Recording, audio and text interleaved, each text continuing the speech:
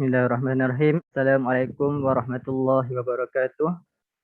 InsyaAllah pada malam ini kita akan surah bersama yang diraikan Ustaz Hafiz Mustafa Lubis selaku Timbalan Pengurusi Syura Wadah ABIN PKPM Negeri Kedah, Haji Suhaimi Pengurusi Wadah Kedah, Ustaz Hazwan Hanis selaku YDP ABIN Negeri Kedah, dan sahabat-sahabat sekalian, Ustaz Zul, Syakirin, Aiman, Abdul Rahman, Abu Muhammad, dan saudara Syed Najmi. InsyaAllah pada malam ni kita akan ada satulah perbincangan yang di mana yang diberi tajuk iaitu berkaitan tentang mengakar ukhuwah merimbun dakwah, iaitu tajuk ni juga dibawa sebagai ucapan dasar lah, yang disari ucapan dasar oleh Ustaz Hafiz juga dalam muktamar baru ini, muktamar Persatuan Ulama Negeri Kedah. InsyaAllah anda tak akan melengahkan masalah, anda terus serah kepada Ustaz Hafiz untuk berkongsilah bicara tajuk pada malam ini, iaitu mengakar ukhuwah merimbun dakwah. Assalamualaikum warahmatullahi wabarakatuh. Waalaikumsalam. Bismillahirrahmanirrahim. Alhamdulillahi rabbil alamin. Wassalatu wassalamu ala ashrafil anbiya'i wal mursalin wa ala alihi wa sahbihi ajma'in. Rabbi syrah li sadri wa yassir li amri wahlul 'uqdatam min lisani yafqahu qawli. ولا حول ولا قوة إلا بالله العلي العظيم. Alhamdulillah, terima kasih pada Cikgu Arif selaku Naqib, Naqib enggak? Ya. Kan ni usrah. Ya. YDP Abin Kubang Pasu tu. Ni usrah kan? Ya, usrah. Selaku nakib lah pada malam Kubang ni. Pasu, usrah Abim Kubang Pasu. Yang dihormati Al-Fadil Tuan Haji Suhaimi, pengurusi Wadah Kedah. Al-Fadilah Ustaz Hazwan bin Hanif, yang di Petua Abim Negeri Kedah. Fadil Ustaz Zul Azri Maksani, mantan yang di Pertua Abim Kedah. Dr. Aiman Nur Arif. Apa yang ni? Yang ni apa, Muhajirin Abim Mesir. Anak timbalan ni, timbalan Arif. YDP Abin Kubang Pasu. Oh, nanti dah. Oh, dengan- timbalan di Pertua Abim Kubang Pasu. Oh, kemas-kemas ni. Nanti betul kena hijrah mai kat Subang. Tak apa. Lepas tu semua yang hadir pada malam ni yang tak dapat disebutkan satu persatu, namun tak mengurangkan rasa hormat dan kasih sayang. Cuma spesial sikit malam ni, anda pun tak perasan. Kubang Pasu ni rupanya lubuk lah. Yang di Petua Wadah, yang di Petua pengurusi Wadah Kedah Kubang Pasu. Yang di Petua Abin Kedah Kubang Pasu. Timbalan Pengurusi Syura Kubang Pasu. Sazul hantar chat tu, yang di Petua Selamat Kedah pun Kubang Pasu. Jadi mantan Presiden PKPM Kedah pun Kubang Pasu. Mantan kira Kubang Pasu ni memang Kubang betul lah. Kira berhimpun di sini ni, kira apa orang panggil, pimpinan. Jadi maknanya Kubang Pasu ni kira kemai lah di sini. Cuma anda nak kenal dulu ni, Abu Muhammad ni siapa? Abu Muhammad ni siapa? Kuala Kedah. Lah, Pak Su lah. Pak Su, macam mana mai ikut Kubang Pasu ni? Dia ada rumah satu lagi tu. Ada rumah satu lagi. Wadah rumah tu anak duk heran. Kalau Abu Muhammad ni anda tahu, tapi takkan kot mai duduk. Tak apa. Nak cuba rentas daerah. Dia ada tu di Tabak tu, ada rumah tu you. Itulah Ustaz Azwan kata ada rumah satu lagi dia buat sengap ni. Nah, nak kena Hanya pergi Ustaz tengok Azwan kan. je tahu tu. Ustaz Azwan je tahu ada rumah kedua dia. Depa share dua ya. Alhamdulillah malam ni cuma tajuk yang dibagi pada malam ni tu anak terkejut juga. Pasal tajuk tu tajuk ucapan dasar PUK. Kira PUK dengan Nabi menikah sekali lah tu. Ada orang hantar mesej dia kata ucapan dasar PUK tu lebih kurang macam Habib. Dia macam tu kira kawan tu belakang lah. Cuma malam ni anda nak ambil sedikit lah. Sedikit masa, tak kena banyak-banyak lah. Orang cerdik-cerdik ni, orang hebat-hebat ni cakap sikit. Dia faham tu jelas semua. Jadi ada dua benda yang kita ditajukkan malam ni. Yang ni yang pertamanya dakwah, yang pertamanya ukhuwah, yang keduanya dakwah, ataupun tajuk khususnya adalah mengakar ukhuwah, merimbun dakwah. Ini digambarkan ukhuwah dan dakwah itu adalah satu pohon, satu pokok, satu yang tak dapat dipisahkan. Maknanya seandainya kita nak merimbun, kita pastikan akar kita tu kemah. Jadi kita pun faham bahawa bila disebut ukhuwah, ukhuwah ni maknanya persaudaraan, persahabatan, pertemanan, kalau teman, kawan kita. Jadi dengan timbulnya ukhuwah ini, maka lahirlah perasaan kasih sayang, tolong menolong, bantu membantu, bertolak ansur, timbul kemesraan, cinta menyintai. Sebab itu apabila ada perasaan ini, maka proses ataupun perjalanan dakwah itu akan menjadi lancar, jadi lancar, jadi baik. Sebab apabila disebut haraki ataupun gerakan ni, kalau kita nak bayang sebuah pokok ni, ukhuwah ni akar dia. Gerakan ni dia punya apa orang panggil tu? Panggil apa? Batang dia lah, no? Batang pokok tu. Dan dakwah dia tu adalah rimbunan dia. Jadi maknanya umat akan menumpang daripada keteduhan rimbunan dakwah tadi. Maknanya sebab itu dakwah ini mestilah bersifat mengajak, mendekati, mesra, menyenangkan. Itu konsep dakwah supaya umat boleh mengambil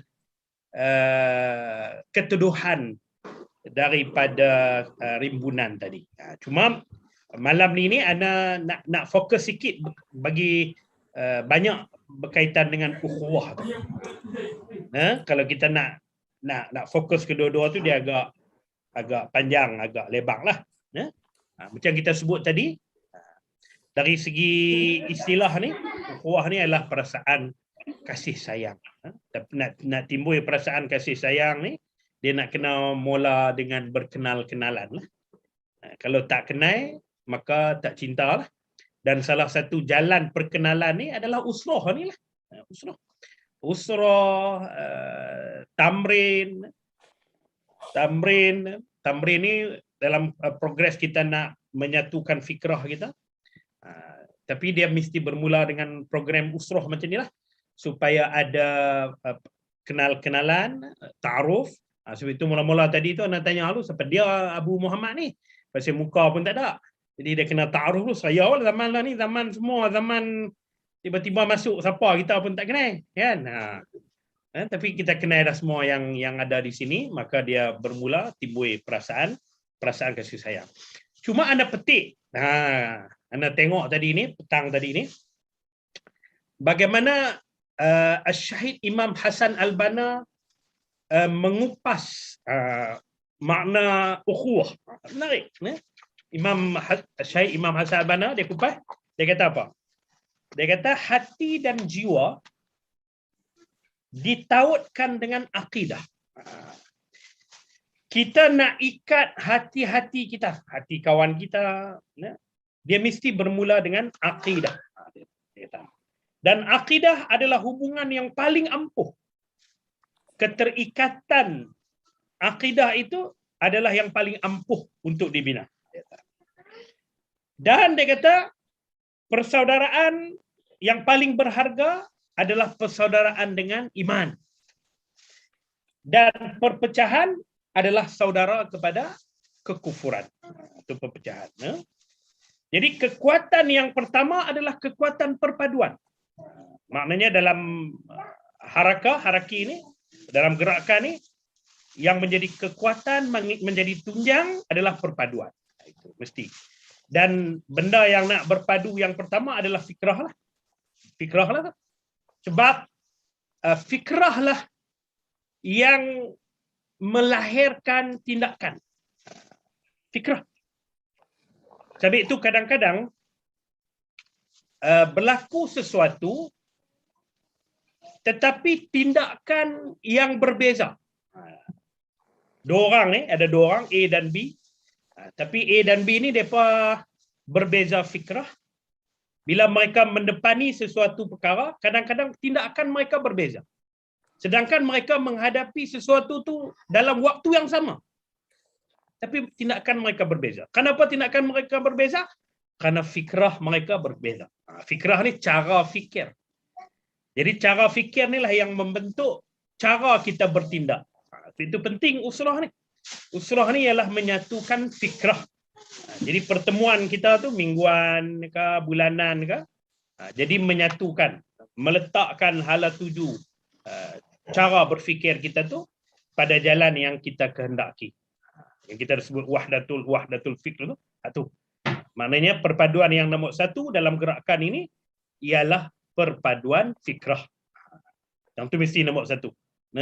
Sebab itu kalau duduk satu jamaah pun, kalau berlainan fikrah, dia selalunya kerja tu, jalan dia tu tak lancar. Kalau dalam bola sepak ni, orang yang nak mengawal fikrah pemain ni jurulatih. Jurulatih.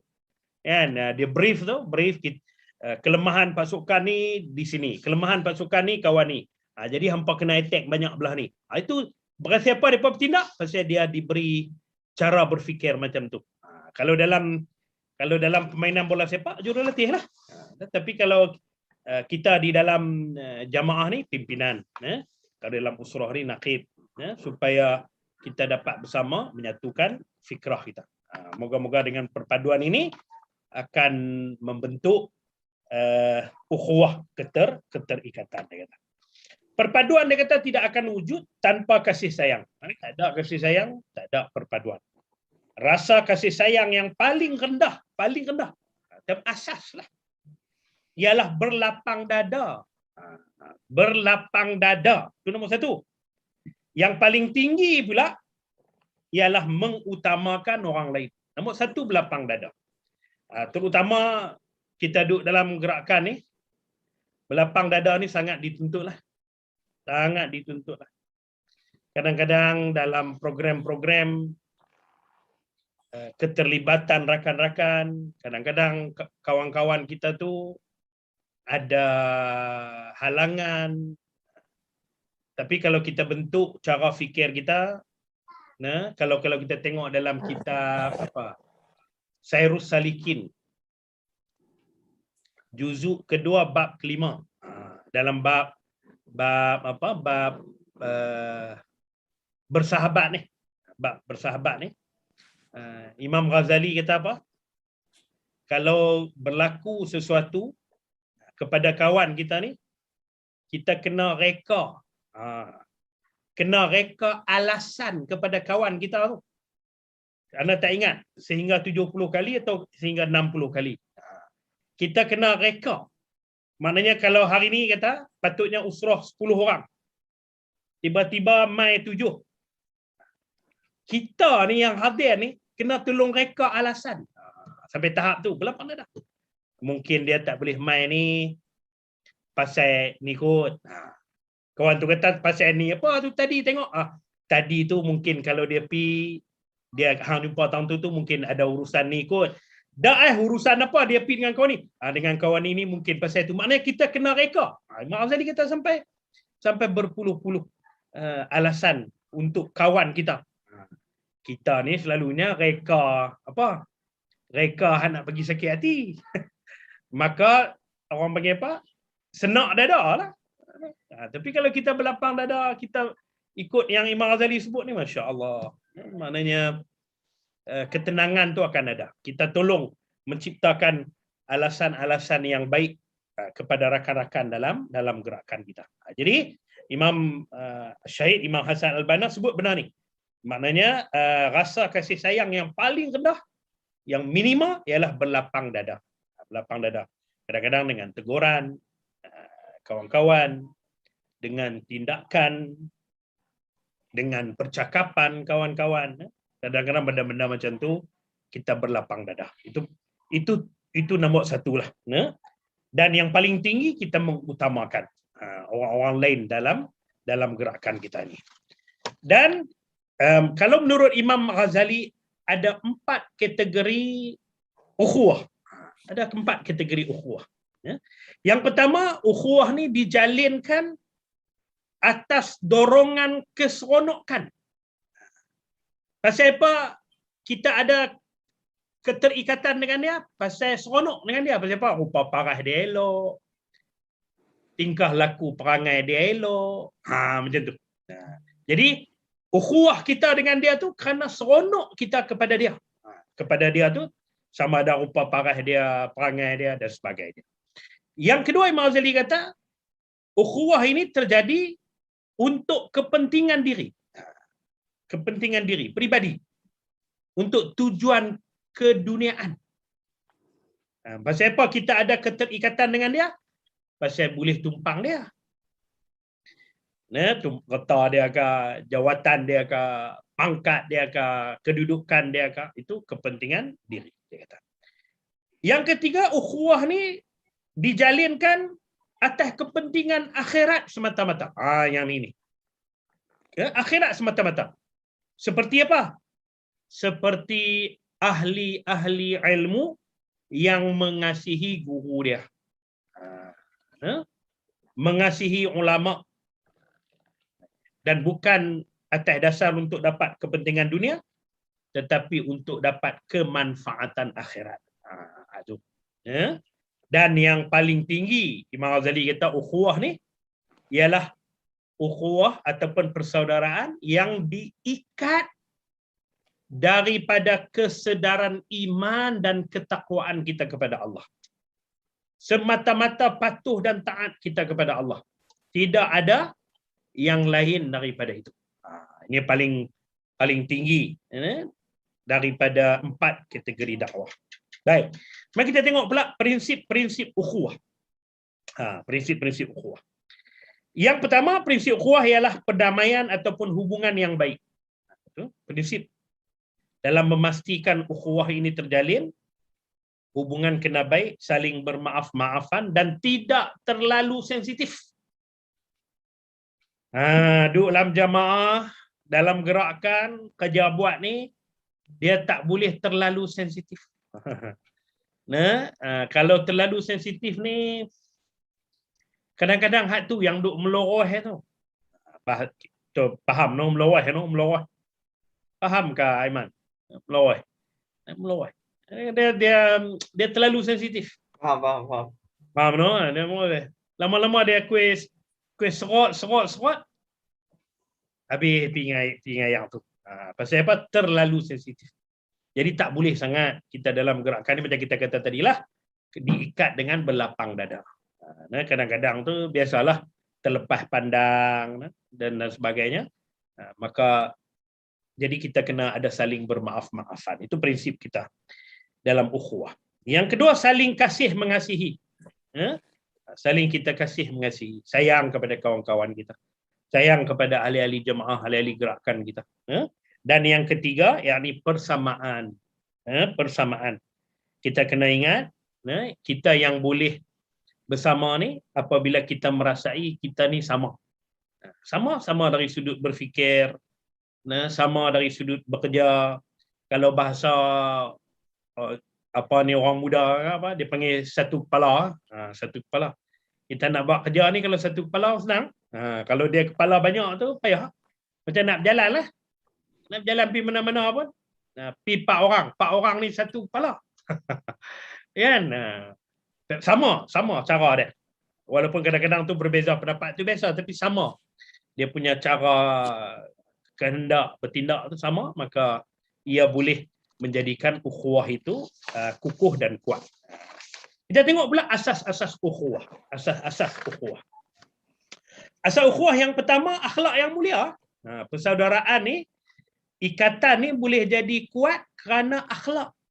Rupa paras ni sat aja. Kalau dalam rumah tangga macam tu lah. Dr. Aiman pun dah rumah tangga lah. Walaupun rumah dia ada tangga, kita tak tahulah. Kan? Jadi dalam rumah tangga ni, rupa paras ni sat aja. Yang nak lama tu perangai. Rupa paras ni mungkinlah sebulan 2 macam tu lah. Dapat anak ya, lain lah. Kan? Tapi kalau perangai, yang itulah yang berkekalan atas ikatan. Jadi dalam perhubungan kita, dalam kita sejemaah ni, yang mengikat kita ni akhlak lah. Kata yang benar, jauh daripada benda-benda yang mungkar, menunaikan janji, tolong-menolong, rendah diri dan sebagainya. Yang ni ialah yang menjadi asas kepada keterikatan persaudaraan kita. Yang keduanya ikhlas. Allahu Akbar. Ikhlas ni senang hati banyak. Sebab itu kalau kita ambil sahabat dalam jamaah lah, contoh yang dipertua BIM Kedah dengan timbalan yang pertama dulu, Ustaz Ni'mat dengan Syekh Azmi. Ikhlas.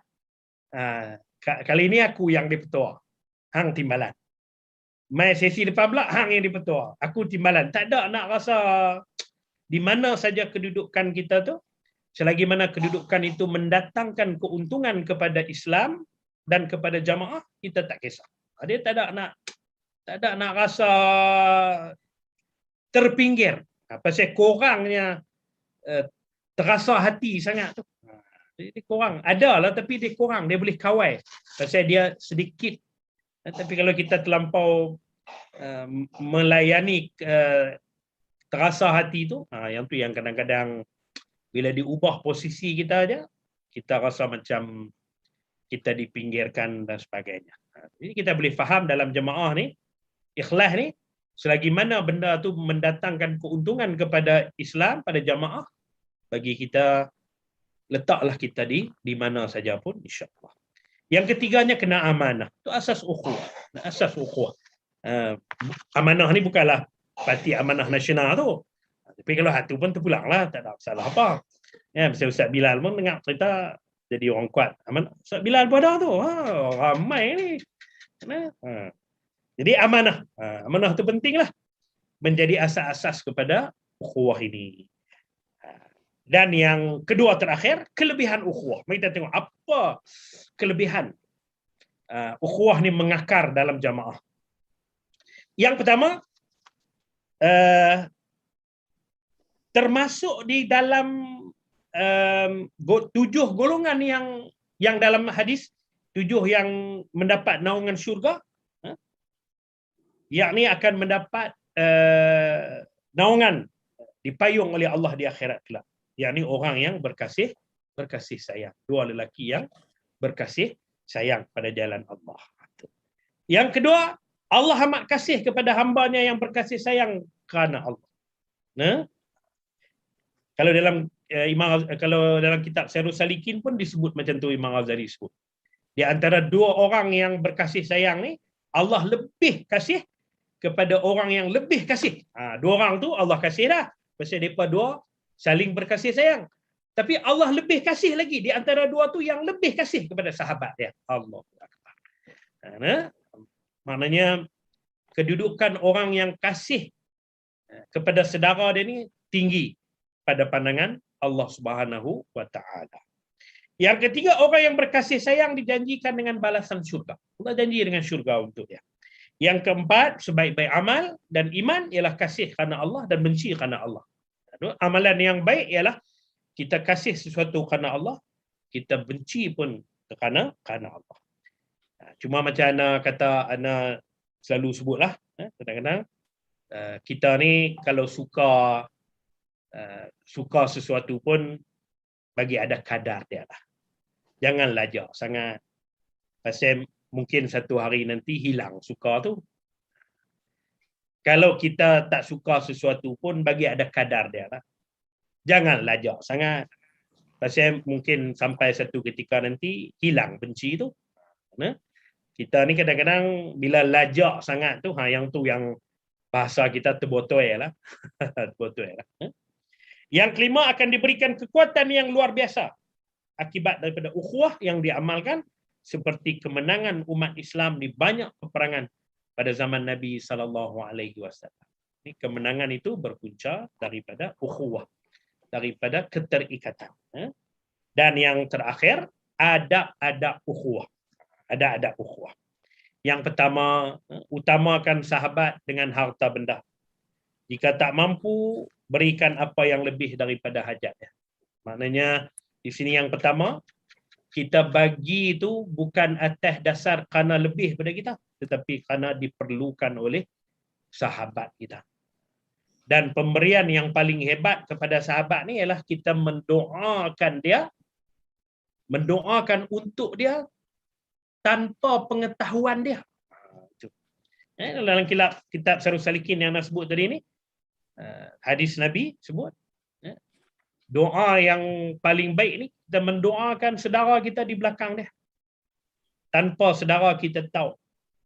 Pasal apa? Pasal doa tu, kita pada sahabat kita tu, malaikat tolong doa kat kita pula. Kan? Kita doa, ya Allah, bagilah sahabatku ni, Fulan bin Fulan ni, ya Allah, dia baru nak belajar berniaga ke apa, ya Allah, permudahkanlah. Malaikat kata apa? Ya Allah, bagi kat dia dulu. Malaikat kata, bagi kat dia tu. Ada doa tu dulu. Allah. Nah, kalau kita minta, belum tentu Allah makbul. Tapi kalau kita minta untuk kawan kita, malaikat tolong doa kat kita. Allahu Akbar. Itu yang hebat tu. Jadi, kita pun oleh kerana timbul perasaan persaudaraan, kasih sayang ni, kita doa pada sahabat-sahabat kita di belakang dia. Yang kedua, bersegera membantu sahabat yang memerlukan bantuan kita. Kadang-kadang sahabat ni, dia tak habaq, tapi dia perlu. Itu kita ni pun nak kena cerdik lah. Cerdik. Kena tengok keadaan dia macam mana. Kadang-kadang tak semua benda dia habaq. Ada benda-benda yang kita tengok tu, kita tahu dia memerlukan. Menyembunyikan rahsia sahabatnya, menutup keaiban, meninggalkan berbantah-bantah. Dia suka bertengkar. Ni ada orang jenis tu, dia cukup syok dengan bertengkar. Tak suka sindir menyindir. Siasa mendoakan sahabatnya di dalam senang dan susah. Siasa bertanya khabar, tanya kawan-kawan kita melalui SMS ke apa ke. Tidak mengabaikan SMS dari sahabatnya. Ini penting. Kadang-kadang kawan-kawan kita pun nak kena ubahlah sikit. Kadang-kadang member hantar SMS, dah lah tak jawab. Paling kurang hantar titik, tak apa dah. Kan? Ni kadang-kadang dia baca, Allahu Akbar. Kita pun tengok tu naik blue tick tu. Dia tak jawab apa. Kan? Kadang-kadang tu segan sangat penuh. Balas biar, buh satu titik balas. Ataupun balas kosong saja kah. Paling kurang pun maknanya ada perhatian lah. Yang ke-11, sentiasa mengucapkan terima kasih. Itu penting. Di atas bantuan yang dibagi oleh sahabat-sahabat. Jadi itu ada 5 subtopik berkaitan dengan ukhuwah. Pertama, kita bincang tadi definisi dia, prinsip dia, asas-asas dia, kelebihan dia, dan adab-adab kita dalam ukhuwah. Bila ukhuwah ni mengakar, elok, maka dia akan menyalurkan kepada pohon pokok tu supaya pohon pokok ni boleh mengagih-agihkan sumber mineral dia kepada ranting, kepada daun, supaya daun tu bertambah dan menjadi rimbun dia, insya-Allah. Walaupun tajuk dia tu Ustaz Bilal lebih kurang macam muktamar Persatuan Ulama, apa kata? Tapi Pak Uqman tajuk ni dalam Habib. Jadi lebih kurang tu ikut, lebih kurang dia. Wallahu a'lam. Boleh ikut takat tu anak pun. Dia tak bolehlah dalam setengah jam tu. Beda kita bersembang malam ni. Moga-moga ada manfaat, ada kebaikan. Moga boleh jadi panduan dalam hidup kita ni, insya-Allah. Sekian, Assalamualaikum warahmatullahi wabarakatuh. Terima kasih kepada Ustaz Hafiz Mustafa Lubis atas perkongsian berkaitan tentang tajuk kita pada malam ini yang berkongsi fokus kepada ukhuwah yang bermula daripada definisi dan juga 4 kategori ukhuwah, prinsip ukhuwah, asas ukhuwah, kelebihan ukhuwah dan juga adab ukhuwah lah. Itu subtopik yang kita ada dan kita maklum juga ukhuwah ni penting kerana dalam ukhuwah ni merupakan satu kata kunci lah. Satu kata kunci solidariti umat Islam untuk bangsa, untuk semualah. Kalau dah kata persatuan yang sebut tadilah, kesatuan fikrah. Dan kalau kita maklumnya kita semua bersaudara. Dalam bersaudara ini berarti ikhlas untuk sama-sama berjuang, berjihad dan bekerjasama dalam memperkuatkan persatuan umat Islam. Ini juga dalam perbahasan tersebut juga memetik juga tentang asas-asas tentang perkara adab lah, iaitu saling bermaafan. Iaitu kalau kita lihat dalam surah saling bermaafan dan saling mengasihi, dalam surah ada beberapa surah yang boleh kita ambil, iaitu surah Al-Hujurat ayat 10 yang tentang damaikanlah kedua saudaramu, dan surah Fusilat ayat ke-34 yang berkaitan tentang elakkanlah perbuatan yang tolaklah perbuatan buruk dengan perbuatan yang lebih baik. Maksudnya berlaku baiklah, yang di mana yang kita mendengar penjelasan tadi. Dan seterusnya surah Ali Imran, iaitu tentang tadi kita sebut tentang mencari alasan satu, supaya kita mencari alasan kepada ketidakhadiran ataupun keuzuran sahabat-sahabat kita yang tidak hadir ni, supaya kita tidak amarah, iaitu dan termasuklah orang bertakwa, orang-orang yang menahan amarah dan memaafkan kesalahan orang lain. Allah menyukai orang-orang yang berbuat baik. Itulah sedikit tentang ukhuwah. Mungkin kita ada lagi selepas ni akan ada sesi kupasan buku. Sebelum tu anda nak buka lah sedikit ruang dalam masa 10 minit ni untuk mungkin jika ada sahabat-sahabat untuk respon ataupun ada soalan, dipersilakan juga untuk bertanya. Pengetahuan juga Kubang Pasu turut menjemputlah Abian-Abian daerah lain juga untuk turut serta pada malam ini. Okey, silakan jika ada persoalan. Kita buka ruang sampai pukul 10 sebelum kita ke sesi selanjutnya, kupasan buku yang akan dikongsi oleh Aiman Arif. Assalamualaikum Ustaz Hafiz. Okay. Tadi kan bila Ustaz sebut mengenai adab berukhuwah kan. Okey. Salah satu inilah kalau yang saya rasa mungkin saya tertarik sikit mengenai adab kita dari segi sindir menyindir sahabat-sahabat. Okey, jadi kalau kita dalam berukhuwah ni kan, kalau kita kata tadi Ustaz ada sebut kan atau prinsip yang dalam ukhuwah ni kita kena kurang sensitif dia kan. Yang diri kita tu kena kurang sensitif sikit. Tapi bila mana kita berhadapan dengan orang-orang yang sensitif, kita dalam berukhuwah, kita ada kawan-kawan yang agak sensitif. So macam mana kita nak nak tackle ataupun nak ambil jiwa dia balik untuk bersama. Sebab kadang-kadang kalau kita tegur secara direct, mungkin akan lari. Jadi kadang-kadang kita menggunakan kiasan ataupun sindiran lah, tapi tidak menyebut nama seseorang, macam itu.